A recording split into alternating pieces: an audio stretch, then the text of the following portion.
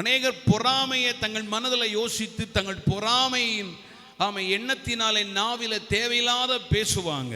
இவங்க நினைக்கிறது, நான் இப்படி பேசிட்டேன்னு சொன்னால் மற்றவங்க வாழ்க்கை எப்படி போனாலும் நான் நல்லா இருப்பேன். இல்லவே இல்லை. நம்முடைய நாவின் வார்த்தைகள் கண்டிப்பாக நம்மை நியாயம் தீர்க்கும். நம்ம நினைக்கிற நான் சொன்னதை யாருக்கு தெரியும்? நம்ம வாழ்க்கையில நம்ம நாவின் வார்த்தையினால நமக்கு நாமே கேடு உருவாக்க கூடாது.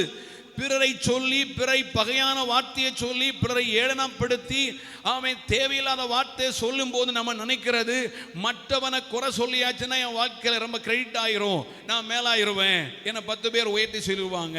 இந்த நபர்கிட்ட இந்த நபரை குறித்து சொன்னதுனால என்ன அவங்க ரொம்ப மெச்சமா எண்ணுவாங்க. இல்லவே இல்லை.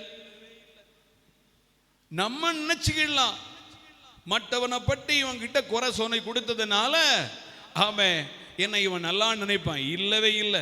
நம்ம நினைப்பு, இதே நினைப்பு, அந்த நினைப்பினால் நாம் பேசின வார்த்தைகள், நம்முடைய நாவின் வார்த்தைகள் ஒரு நாள் நமது வாழ்க்கையில நியாய தீர்ப்பை கண்டிப்பாய் கொண்டு வரும்.